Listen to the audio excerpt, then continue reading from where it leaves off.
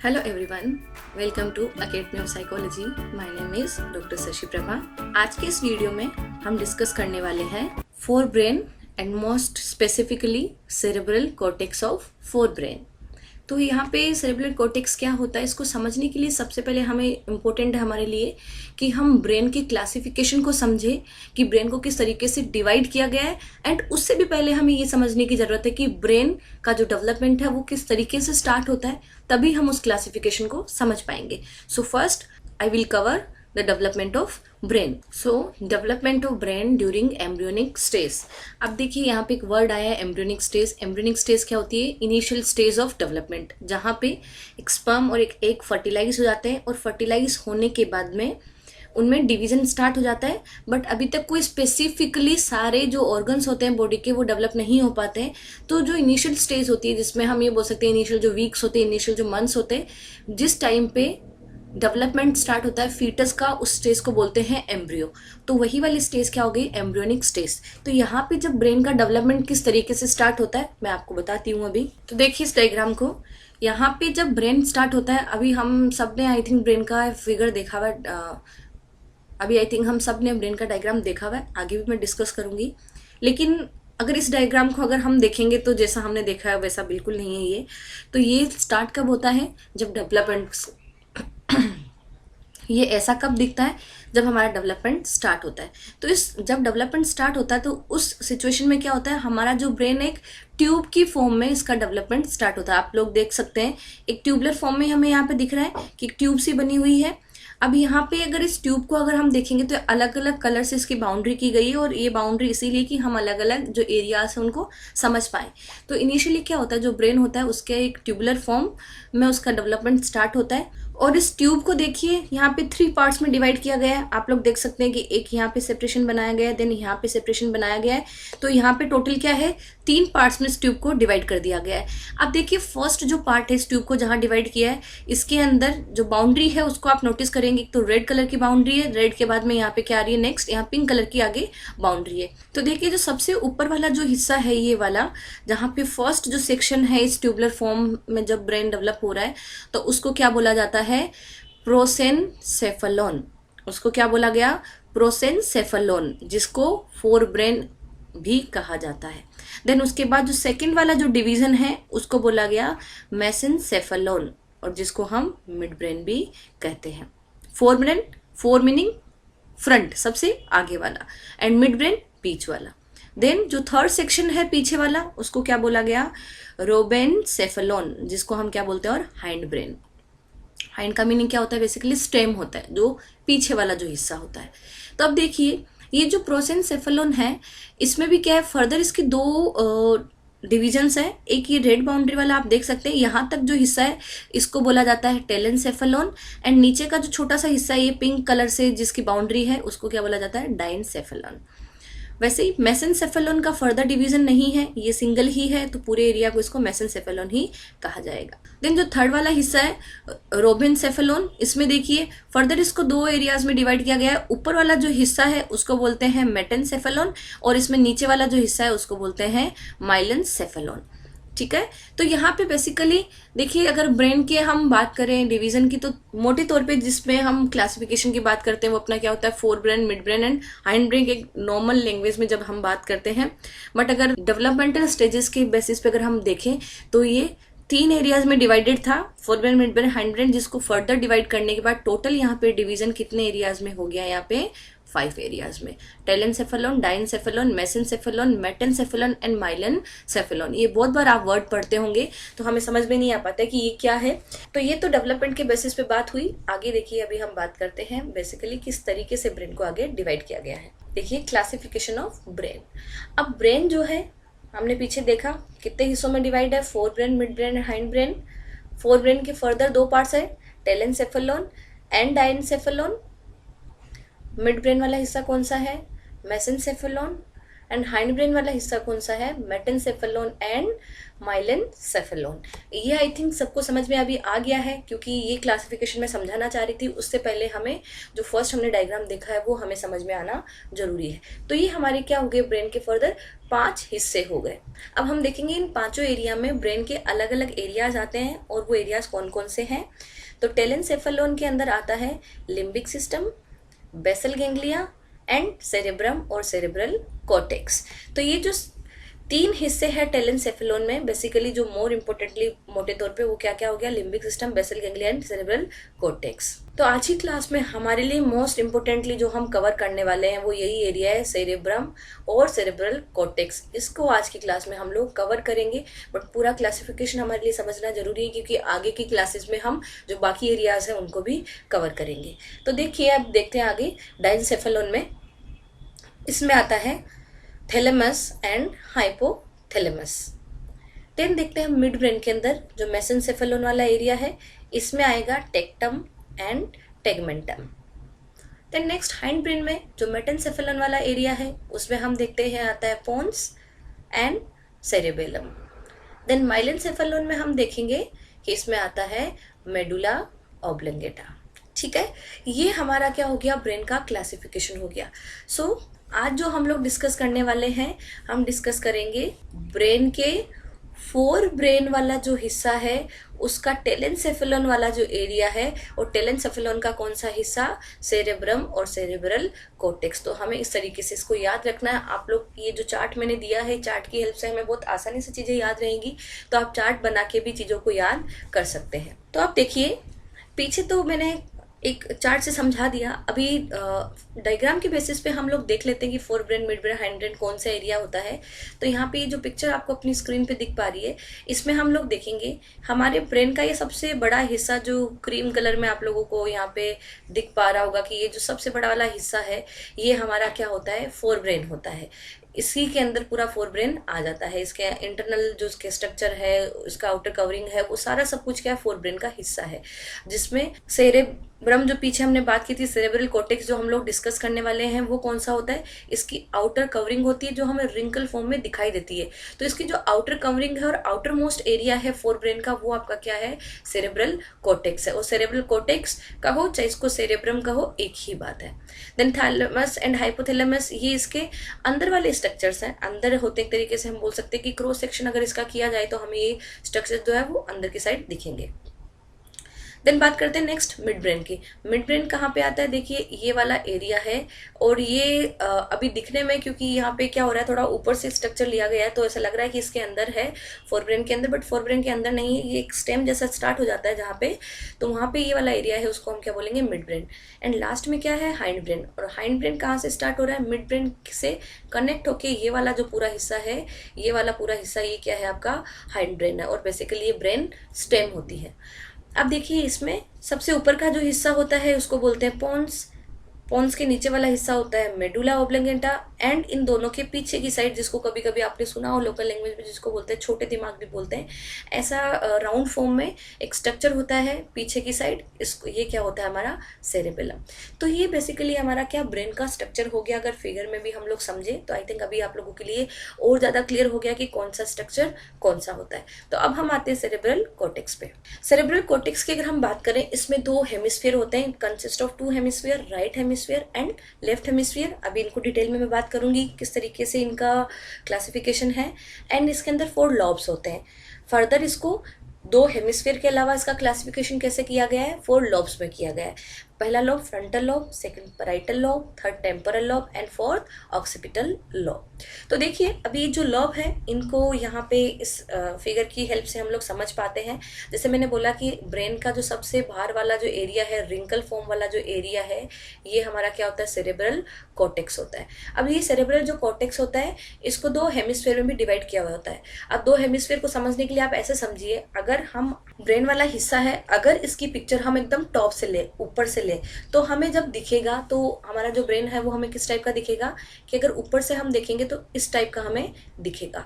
और ये जो सेरेब्रल कॉर्टेक्स वाला जो एरिया होता है ना, ये 2 हेमिस्फीयर में इस तरीके से डिवाइड होता है। एक हिस्सा इधर होता है, दूसरा हिस्सा इस तरीके से दूसरी साइड होता है। तो ये हमारा क्या हो जाता है, लेफ्ट हेमिस्फीयर हो जाएगा जो लेफ्ट साइड में होगा, एंड जो राइट साइड में होगा ये हमारा क्या हो जाएगा, राइट हेमिस्फीयर। हेमिस्फीयर मतलब क्या हो गया, हाफ स्पीयर। टोटल अपना जो ब्रेन है वो कैसा होता है, एक स्पीयर की शेप में होता है, लेकिन इसको दो एरियाज में, या हम बोल सकते हैं दो पार्ट्स में ये डिवाइड होके रहता है, और बीच में एक न्यूरल बंडल होता है जो इसको कनेक्ट करके रखता है। बट यहाँ पे क्या है, वैसे इसका जो हिस्सा है वो दो पार्ट्स में डिवाइड होके रहता है। और अगर इसको लॉब्स की फॉर्म में देखें, अभी ये वाला जो व्यू है हमारा, ये कैसा हुआ, टॉप से लिया गया व्यू है। अभी ये वाला व्यू है, जैसे इस ब्रेन में जो ऑलरेडी ब्रेन बना हुआ है, इस वाले में हम क्या बात करेंगे, ये साइड से लिया गया व्यू है, ये लेटरल व्यू है। तो अभी अगर साइड से हम देखते हैं तो ये हम किस तरीके से लॉब्स को देख सकते हैं। अगर हम टॉप से देखेंगे तब भी इन लॉब्स को हम डिवाइड कर सकते हैं। जो हमारे हेमिस्फीयर है, हर हेमिस्फीयर के अंदर ये लॉब्स भी होते हैं। तो जो सबसे आगे वाला जो हिस्सा है ब्रेन का, जो सबसे मतलब सेरेब्रल कॉर्टेक्स का ब्रेन का जो सबसे आगे वाला हिस्सा है, ये क्या हो गया हमारा frontal lobe. Frontal meaning front वाला, सबसे आगे वाला हिस्सा क्या हो गया, फ्रंटल लोब, जो हमें ये पर्पल कलर में दिखाई दे रहा है। उसके पीछे जो है येलो कलर में आपको जो दिख रहा है, मतलब ये क्या हो गया, टॉप वाला जो हिस्सा हो गया हमारे एकदम, ये वाला हिस्सा क्या हो गया, पैराइटल लोब। देन साइड में हम ये ग्रीन कलर में देख पा रहे हैं, ये कहाँ होता है, लगभग हम देख सकते हैं यहाँ पे हमारा जो ईयर वाला जो हिस्सा होता है, तो दोनों साइड ईयर के पास वाला जो ये हिस्सा है, ये क्या हो गया, टेम्पोरल लोब हो गया। एंड ब्लू कलर में जो हमें दिख रहा है पीछे की साइड, ये हमारा क्या हो गया, ऑक्सीपिटल लोब हो गया। अभी इन्हीं एरियाज को अगर मैं इन हेमिस्फीयर के अंदर अगर आपको समझाने की कोशिश करूँ तो कैसे होगा, देखिए आगे वाला ये जो हिस्सा है टॉप साइड से मैं देख रही हूँ ऊपर से, ये फ्रंटल लोब हो गया। फ्रंटल लोब के जस्ट पीछे वाला ये जो हिस्सा है, ये क्या हो गया, पैराइटल लोब हो गया। पैराइटल लोब के दोनों साइड हमारे कानों के पास में ये वाला हिस्सा कौन सा हो गया, टेम्पोरल लोब हो गया। और ब्रेन के पीछे वाला जो हिस्सा है, ये क्या हो गया, ऑक्सीपिटल लोब हो गया। तो अभी आप लोग देख पा रहे हैं कि फ्रंटल लोब भी दोनों लेफ्ट हेमिस्फीयर में भी है, राइट हेमिस्फीयर में भी है। हमारा पैराइटल लोब भी लेफ्ट हेमिस्फीयर में भी है, राइट में भी है। टेम्पोरल लोब भी लेफ्ट में भी है, राइट में भी है। ऑक्सीपिटल भी लेफ्ट में भी है, राइट में भी है। तो ये बेसिकली जो क्लासिफिकेशन है वो उनकी पोजीशन के बेसिस पे है कि कौन से एरिया को हम क्या बोलेंगे। तो अब आगे हम आते हैं कि फंक्शंस क्या होते हैं इन हेमिस्फीयर के एंड इन लॉब्स के। तो मैं आपको बता दूं कि जो फंक्शंस होते हैं वो लोकलाइज होते हैं, मतलब इनकी लोकेशन क्या होती है, फिक्स होती है। हर एक अपने एरिया का जो स्पेसिफिकेशन है वो अलग अलग होता है। हर एक एरिया अलग टाइप का फंक्शन प्ले करता है। तो अब पहले हम देखते हैं हेमिस्फीयर के बेसिस पे जो फंक्शंस हैं उनमें क्या डिफरेंस है। तो अभी आप लोगों को मैंने पीछे समझाया था, तो अभी समझ में आ ही गया है कि ब्रेन को अगर ऊपर से देखेंगे तो इस टाइप के दो लोब्स हमें दिखाई देंगे, और इनके कलर अलग अलग बस समझाने के लिए किए गए हैं। ब्लैक एंड व्हाइट है वो कलर, वो क्या हो गया, लेफ्ट हेमिस्फीयर है, लेफ्ट साइड में है, एंड राइट हेमिस्फीयर कलरफुल वाला है और राइट हेमिस्फीयर है। अब देखिए जो लेफ्ट हेमिस्फीयर है वो हमारा किसके लिए रिस्पॉन्सिबल होता है, लैंग्वेज के लिए। भाषाओं को हम समझते हैं, भाषा को हम बोल पाते हैं, हम पढ़ पाते हैं, उसके लिए रिस्पॉन्सिबल कौन सा होगा, लेफ्ट हेमिस्फीयर। एंड हमारा जो राइट हेमिस्फीयर होता है वो रिस्पॉन्सिबल होता है क्रिएटिव वर्क के लिए, जो भी क्रिएटिविटी हम करते हैं, जैसे कोई डांस करता है, कोई राइटिंग करता है। क्योंकि लैंग्वेज की बात कर रहे हैं तो जो भी वर्बल चीजें होगी उनके लिए रिस्पॉन्सिबल कौन होगा, लेफ्ट हेमिस्फीयर। एंड ऑब्वियस है कि राइट हेमिस्फीयर फिर किसके लिए रिस्पॉन्सिबल होगा, नॉन वर्बल के लिए। जैसे कोई भी हम क्यूज हम देखते हैं या कोई भी फेशियल एक्सप्रेशन किसी के हम देखते हैं, वो सारी चीजों के लिए कौन समझ पाता है उनको, राइट हेमिस्फीयर। लेफ्ट हेमिस्फीयर किस पे काम करता है, लॉजिक पे काम करता है। और राइट हेमिस्फीयर किस पे काम करता है, इंट्यूशन पे काम करता है कि मुझे ऐसा लग रहा है, ऐसा हो सकता है। वहां पे रीजनिंग नहीं होती है, क्योंकि लेफ्ट हेमिस्फीयर लॉजिक पे काम करता है। तो साइंस एंड मैथमेटिक्स जो होती है वो भी कौन समझ पाता है, left hemisphere. And right hemisphere art and music की बात करता है, क्योंकि आर्ट एंड म्यूजिक दोनों ही क्या चीजें होगी, क्रिएटिविटी जहां पे इन्वॉल्व होती है। एंड लेफ्ट हेमिस्फीयर रेशनल होता है, but right hemisphere risk taking और इमोशनल होता है। देखिए द नेक्स्ट क्या है, objectivity and planning. Left hemisphere में क्या होती है, ऑब्जेक्टिविटी होती है, प्लानिंग होती है, क्योंकि लॉजिक्स की बात है, कैलकुलेशन की बात है, रेशनलिटी की बात है, थॉट्स की बात है। तो ये वहां पे जो भी हम डिसीजन लेते हैं वो क्या करते हैं, ऑब्जेक्टिवली लेते हैं, प्लानिंग के साथ लेते हैं। बट जो राइट हेमिस्फीयर में किस टाइप के डिसीजन हम लेते हैं, जो तुरंत लेते हैं, इम्पल्सिव जिन चीजों के लिए हम होते हैं, तुरंत डिसीजन लेते हैं, वो उसके लिए कौन रिस्पॉन्सिबल होता है, right hemisphere. And left hemisphere reality based होता है। ऑफ कोर्स रियलिटी बेस्ड होगा, क्योंकि यहाँ पे लॉजिक्स की बात है, यहाँ पे ऑब्जेक्टिविटी की बात है। बट जो राइट हेमिस्फीयर है वो फैंटेसी बेस्ड होता है, ये फैंटेसी में जीता है। तभी देखो कलरफुल सा है हमारा राइट हेमिस्फीयर, और लेफ्ट हेमिस्फीयर जहाँ पे होल एंड सोल पूरा हम कैलकुलेटिव पार्ट पे हम आ जाते हैं।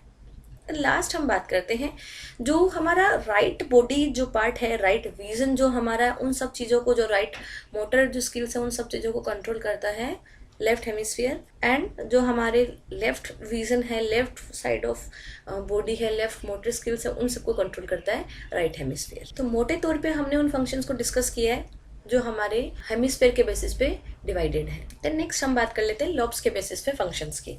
अब देखिए पीछे भी हमने समझा, जैसे सबसे फ्रंट वाला जो लोब है हमारा, ये कौन सा होता है, फ्रंटल लोब होता है। यहाँ पे आप कलर से देख भी पा रहे हैं, जो ऑरेंज सा का जो कलर है आगे वाला, ये आपका क्या है, फ्रंटल लोब है। और ये फ्रंटल लोब किन फंक्शंस के रिस्पॉन्सिबल होता है, सबसे पहली चीज मोटर कंट्रोल यहाँ पे होता है, क्योंकि इसके अंदर प्री मोटर कॉर्टेक्स होता है। ये प्री मोटर कॉर्टेक्स कहाँ पे होता है, एकदम ये जो पीछे वाला हिस्सा होता है फ्रंटल लोब का, यहाँ पे जो एरिया होता है ये प्री मोटर कॉर्टेक्स होता है, और वो पूरे मोटर कंट्रोल को, वो पूरे जो हमारे मोटर जो स्किल्स है उनको कंट्रोल करता है। Then next problem solving. Problem solving के लिए कौन सा हिस्सा होता है, pre frontal area. Pre frontal area क्या होता है, एकदम आगे वाला हिस्सा, फ्रंटल लोब का एकदम आगे वाला जो हिस्सा है ये प्री फ्रंटल कॉर्टेक्स हो गया। और ये किसके लिए रिस्पॉन्सिबल होता है, प्रॉब्लम सॉल्विंग के लिए, थॉट्स के लिए, थिंकिंग के लिए। देन स्पीच प्रोडक्शन, जैसे अभी मैं बोल पा रही हूँ तो एक स्पीच प्रोड्यूस हो रही है, स्पीच का प्रोडक्शन हो रहा है, उसके लिए कौन सा एरिया रिस्पॉन्सिबल होता है फ्रंटल लोब का, ब्रोकास एरिया। और ये ब्रोकास एरिया क्या होता है, जो हमारा लेफ्ट हेमिस्फीयर है। मैं फिर समझा रही हूँ, लेफ्ट हेमिस्फीयर। लोब कौन सा है, फ्रंटल लोब है, लेकिन फ्रंटल लोब का कौन सा वाला हिस्सा, लेफ्ट साइड वाला जो हिस्सा होता है। और बेसिकली यहाँ वाला जो हिस्सा होता है इसमें क्या होता है, ब्रोकास एरिया होता है, जो किसके लिए रिस्पॉन्सिबल होता है, हमारे स्पीच प्रोडक्शन के लिए। तो फ्रंटल लोब के मेन जो फंक्शन हमें समझ में आ गए। यहाँ पे मोटर स्किल्स की बात है, problem solving, thought process, decision making, ये सारे कहाँ पे हैं, frontal lobe, and production of speech.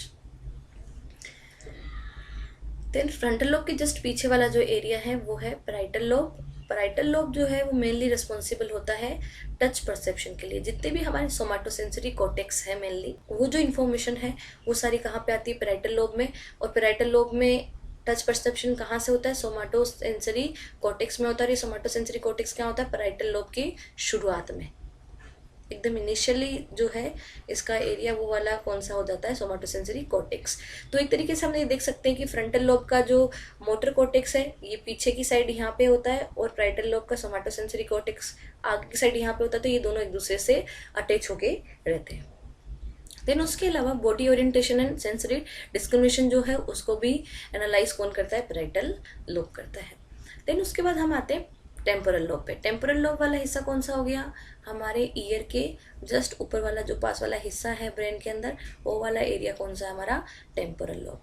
तब टेम्पोरल जो लोब है उसके अंदर सबसे इम्पोर्टेंट, यहाँ पे कान इसके पास ही होते हैं, तो जो हियरिंग रिलेटेड जो भी प्रोसेसिंग होती है वो कहाँ पे होती है, टेम्पोरल लोब में। और ये कहाँ होती है, ऑडिटरी प्रोसेसिंग होती है, हियरिंग की प्रोसेसिंग होती है। तो इसके लिए यहाँ पे प्राइमरी एंड एसोसिएशन जो एरियाज है वो भी किस में होते हैं, टेम्पोरल लोब के अंदर ही होते हैं। देन सेकेंड इंपॉर्टेंट चीज है यहाँ पे लैंग्वेज कंप्रेंशन। देखो जो ब्रोका एरिया है वो क्या कर रहा है, स्पीच प्रोडक्शन में हेल्प कर रहा है, बट किसी भी लैंग्वेज को कंप्रहेंड करने में, मतलब उसको समझने में, चाहे किसी चीज को हम लिखा हुआ पढ़ रहे हैं तब भी उसको समझ पा रहे हैं, मेरी बात आप सुन रहे हैं उसको समझ पा रहे हैं, कोई मुझे कोई बात बोलेगा मैं उसको समझ पा रही हूँ। मतलब मैं उस चीज को, जो अंडरस्टैंडिंग होती है लैंग्वेज की, वो कहाँ पे होती है, वर्निक्स एरिया में होती है। और वर्निक्स एरिया भी कहाँ पे होता है, हमारे left side of the temporal lobe. Right वाला जो टेम्पोरल लोब है उसके अंदर वर्निक्स एरिया नहीं होता है। तो पीछे मैंने आपको जब हेमिस्फीयर पढ़ाए थे उस टाइम पे मैंने बताया था कि जो लैंग्वेज के लिए रिस्पॉन्सिबल है वो कौन सा वाला हेमिस्फीयर होता है, लेफ्ट वाला। तो यहाँ पे स्पीच प्रोडक्शन के लिए अगर बात करें ब्रोका एरिया की, चाहे हम लैंग्वेज कंप्रेंशन की बात करें वर्निक्स एरिया की, दोनों ही किस साइड में होते हैं, फ्रंटल लोब के भी लेफ्ट साइड में होता है, टेम्पोरल लोब के भी लेफ्ट साइड में होता है। तो देखिए लैंग्वेज में बोल पा रही हूँ इसके लिए रिस्पॉन्सिबल है ब्रोका एरिया, लेकिन मैं मीनिंगफुल बोल पा रही हूँ उसके लिए कौन रिस्पॉन्सिबल है, वर्निक्स एरिया। तो ये लोग मोर और लेस एक साथ ही काम करते हैं, तभी प्रॉपर फंक्शनिंग हो पाती है। एंड कोई भी मेमोरी जो है अगर हमें उसको रिट्राइव करना है, उसको याद करना है, तब भी वो जो मेमोरी रिट्राइव कहाँ से होती है, टेम्पोरल लोब से होती है। देन लास्ट जो सबसे पीछे वाला जो लोब है वो है हमारा occipital lobe. And occipital lobe जो है उस किस किस के लिए रिस्पॉन्सिबल होता है, साइट विजुअल कॉर्टेक्स इसी के अंदर होता है। कोई भी चीज़ हम देखते हैं तो उसको हम देख के समझ पा रहे हैं, वो सारा इन्फॉर्मेशन कहाँ पे एनालाइज हो रहा है, ऑक्सीपिटल लोब में।